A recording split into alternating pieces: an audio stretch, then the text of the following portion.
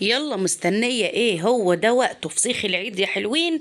يلا بينا نعمله بتكات وتركات مهمة جدا. في الفيديو ده هتسمعي نصايح هتنفعك قوي، واول مرة تسمعيها اذكروا الله. عندي هنا لما تيجوا تعملوا الفسيخ، في ناس بتحب الفسيخة 800، في ناس بتحبها 900 جرام، في ناس بتحبها كيلو. تمام، دي ما شاء الله كده طلبية حلوة كده. هنجيب الفسيخ، هننضف الخياشيم، هنشيل الخياشيم بتاعته، نشيل الخياشيم ونشيل المرارة بتاعة الحلق. ليه؟ لأن دي اللي بتحلي معايا السمكية، بتحلي لحم السمكية لما نشيل المرارة اللي في الحلق. ونشيل الخياشيم ونشطف الراس كويس، ونصفي الفسيخ 12 ساعة. نصفي الفسيخ 12 ساعة بره التلاجة، نوقفه كده في طبق بلاستيك لحد ما يصفي كل المية اللي فيه. تمام، بعد كده الحركة اللي انتوا شفتوها في أول الفيديو دي، الحركة اللي شفتوها دي أنا بقعد ادوس على سلسلة السمكة لحد ما بتطقطق معايا، وبلوي السمكة يمين وشمال عشان جسمها معايا يسيب. تمام. بعد كده عندي هنا ملح بالشكل اللي حضراتكم شايفينه. انا بعمل فسيخ بملح ناعم، بيطلع زي الفل وما بيطلعش فسيخ حادق يعني قوي. اهم حاجة تظبطي ايدك وتظبطي نفسك، هي صنعة مش بالفسيخ الناعم والخشن.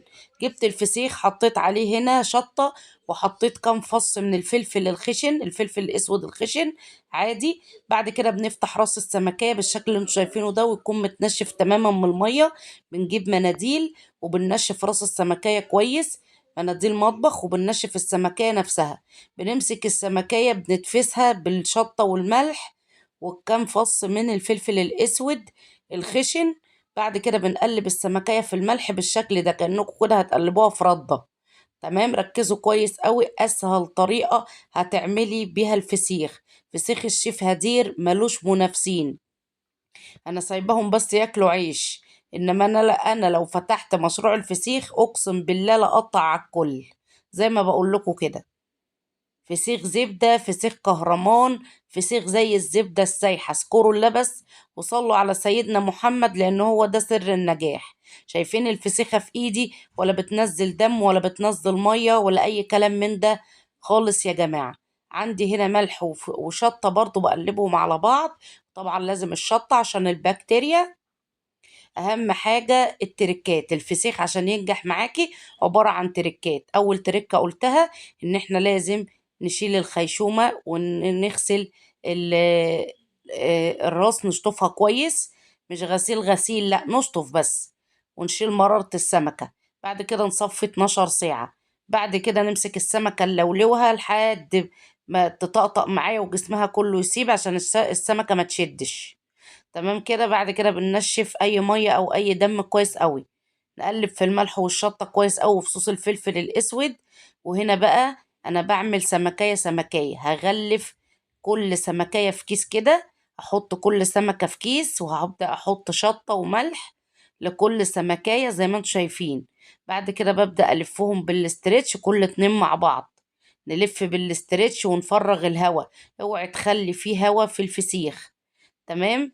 دي معاكي في أيام العيد دي من 25 يوم ل28 يوم، عادي زي ما انتوا حابين. في ناس هتطلع لي تقول لي يا شيف هدير المدة ومش عارف ايه، ده كده كتير، كده الفسيخ هيتهري. اسمعوا بس الكلام، بلاش حوارات فاضية ملهاش لازمة. أهم حاجة غلفوا الفسيخ كويس وطلعوا منه التهوية كويس جدا زي ما حضراتكم شايفين كده.